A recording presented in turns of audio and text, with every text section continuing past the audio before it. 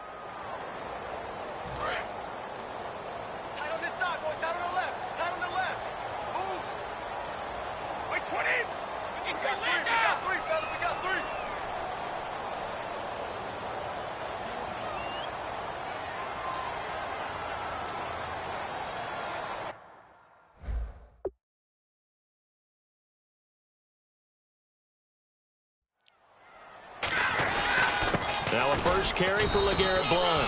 Call it no gain on the play, and it'll be second down.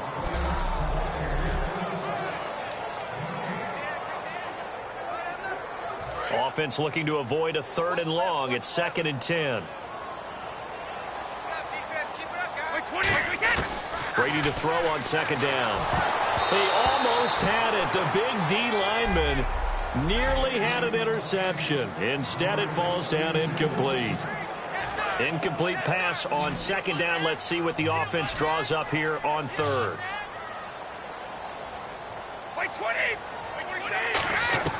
Throwing is Brady on 3rd down.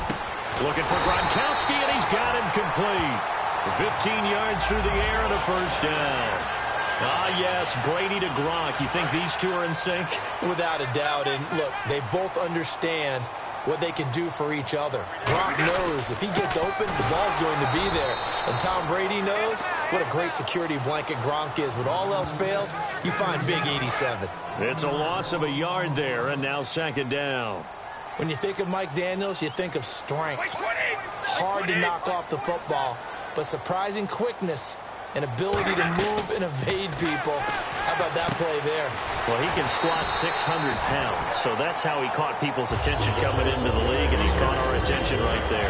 Gronkowski may have had to miss the Super Bowl with the injury, but he was active in that parade, and now he's back on the field. And I'll tell you what, something you mentioned to me is that he was a big cheerleader for his teammates, never hung his head through the injury, celebrated with him all the way through the title. We've seen superstars in the past, when their team does well without them, they're happy, but they recede into the background, right? They get out of the way because it does hurt them a little bit. They do have pride. They want to feel like, hey, without me, they may take a little bit of a step back. But with Gronk, you never saw that. You saw him with him every step of the way, cheering his team on, happy for their success. They went 11-0 without him in 2016, but I know this, they don't want to try it again. No, they want the big fella back. An ex-teammate used to tell me all the time, I hate experienced quarterbacks because no matter what, you really can't hide what you're doing. And I think that right there, he knew right away where the blitz was coming from, where his primary guy was going to be, and he ended up going to a secondary target for a nice game. I was just going to ask you, that wasn't the primary target, and he's so good at that, isn't he? I think he knew right away that he wasn't going to get to his primary guy. I think he read that as soon as he got to the line of scrimmage, knew where the pressure was going to come from, and said, I know how to beat that. And that's what he did. It's a loss of 2, now 3rd down. It's been a pretty long opening drive. This will be play number 11 coming up on 3rd down. Throwing now is Brady. Over the middle, Julian Edelman. It's complete. 4 yards on the pickup, and that's going to bring up a 4th down. Last year for Edelman, just below 100 receptions, 98, over 1,100 yards, 3 touchdowns. And, you know, this is a guy that gets a lot of pub for being that perfect receiver for Tom Brady and the New England Patriots. What's his role going forward? I think his role going forward is to be a bona fide #1 receiver in the NFL, meaning he's not just a Tom Brady receiver. He's that guy for anyone. And he spent so much time proving himself as he got into the league, just what you were talking about. Can I have a role here with New England? Now it's not just proving himself.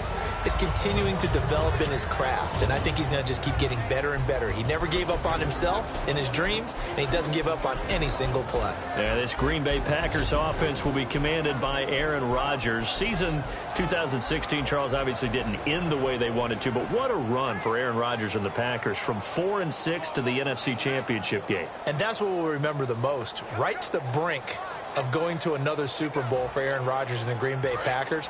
But I can't help but reflect on the 4-6 start. So many people were questioning Aaron Rodgers during that time. What was wrong with his mechanics? Why weren't they doing things a certain way? He answered those critics in a massive way. Last 11 games, 30 touchdowns, 3 interceptions. And he goes out of bounds across the 40-yard line.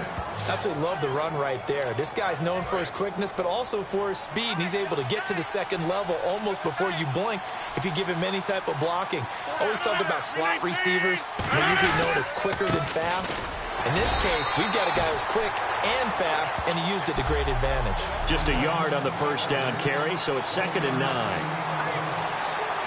See if they stay on the ground for 2nd down.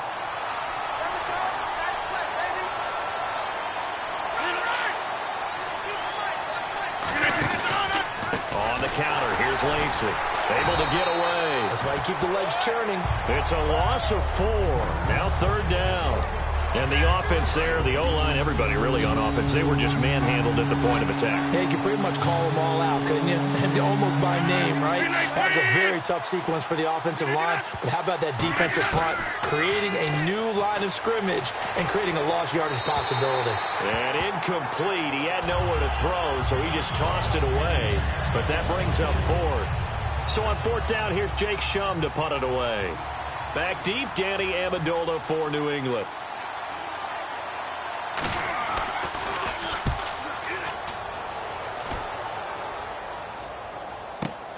This is fielded at the 7. A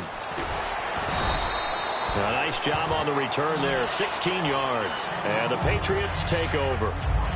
Here come the Patriots again on offense, the Super Bowl champions, and boy, they have been able to do it a lot of times, Charles, with unsung heroes, haven't they? Look at the names that led them to the playoffs. Hogan, White, Lewis, guys you just wouldn't think of. Yeah, Deion Lewis, a 5th-round pick, 3 touchdowns against Houston in the divisional round. Chris Hogan, undrafted. He ends up having 180 yards in receptions, including 5 plays of 20 yards or more against the Pittsburgh Steelers. And how about James White, a 4th-round pick out of Wisconsin? Think about who he played behind. There he goes, Julian Edelman. And all the way in, touchdown, New England. Julian Edelman, 68 yards. And the Patriots are able to strike quickly for 6. Great corner route there, not only able to catch it, turn it upfield, and get into the end zone. It usually involves a little bit of an extra move, doesn't it? You got to get them thinking that you're moving to the middle of the field and you're breaking away to that corner. Boy, that was well executed.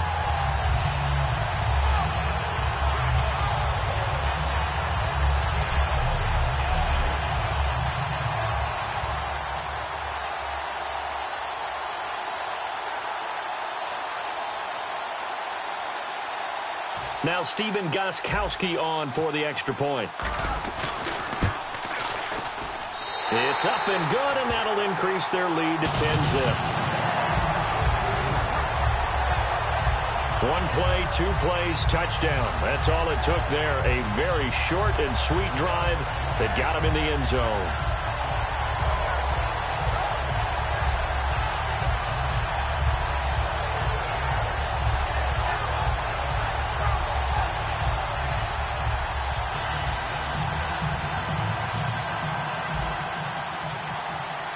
Gostkowski now, after the touchdown, he'll send this one away. And this will be a touchback as that sails over the end line. The Packers offense now, they get ready to head back onto the field. And down on the scoreboard, certainly needing to avoid what happened on the last drive, punting the football. Sense of urgency has to take over for them here. They know the score. They know the situation. And by the way, the punter no longer exists for their offense. That's how they have to treat this drive. They need points. Big time.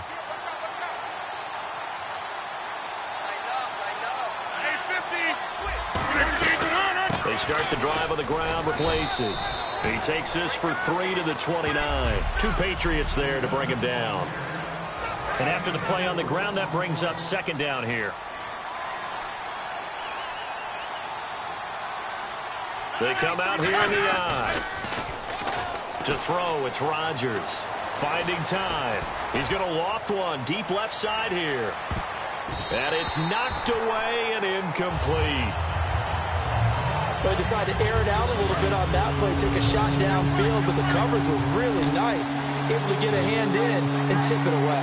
And they insert their dime package, 6 DBs here on 3rd and 6. Expecting pass all the way. And he'll just toss it away. So he throws it away, and that brings up 4th down. Partner, how many times have you heard it? Pressure creates diamonds, right? But it also bursts pipes. And on that one, that's what they got. They got after him, and he was fortunate just to get rid of it. Yeah, he just had to chuck it away. He gets this one away, and boy, it's another boomer. This is brought in at the 21. It's a 47-yard punt, but they did give up 10 on the return. And the offense will take over with a new set of downs.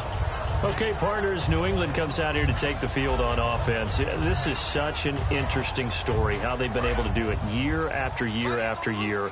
Guys talk about parity in the NFL. Well, New England has kind of transcended that parity, and they've done it with guys that you don't normally think of as household names. The parts keep changing for New England. That's the amazing part on offense, all right? Offensive linemen change, receivers change, running backs change.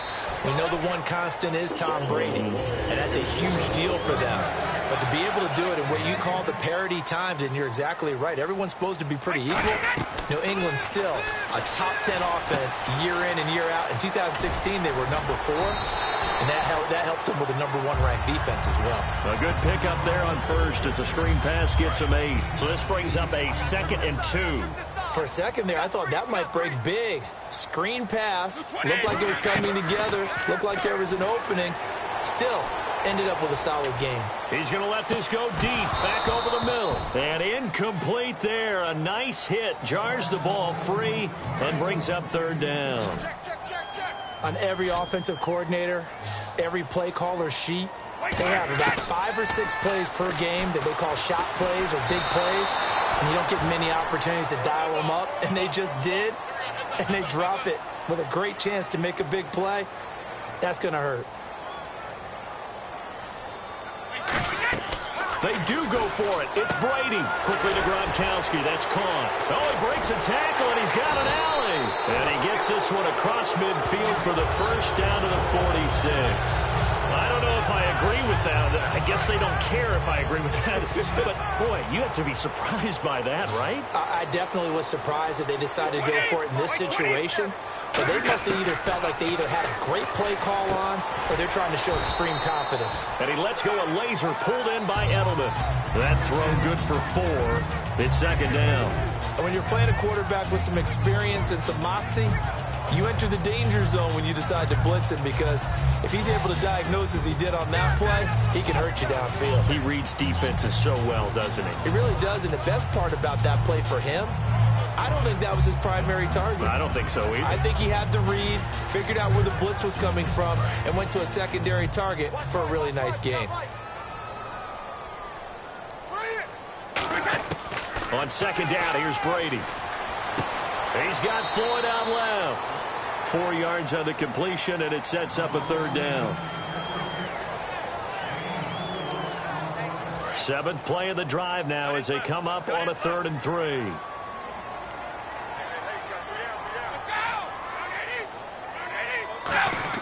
Brady going to try and throw on 3rd down. And he'll have his man. That's Edelman. And he gets the first down here as he's taken down at the 24.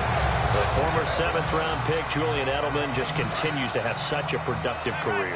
And has made himself into a receiver. Remember, he was a college quarterback, and not just a productive one, a very good one. At Kent State, right? Yes, a great leader, a guy who could make plays with his feet and his arm. Got to the NFL and had to convert into being a receiver and was drafted that way. And that conversion, oh boy, it's been good. To throw, it's Brady. That's a good play by the guys on the defensive side of the ball. Held him to a gain of 2. And that changes the playbook a little bit now for the guy calling plays. 2nd and 8. Now he's got to probably think about going to the air instead of maybe staying with the ground game. Looked like the defense put pretty good pressure on him, but he's able to flush out to his right.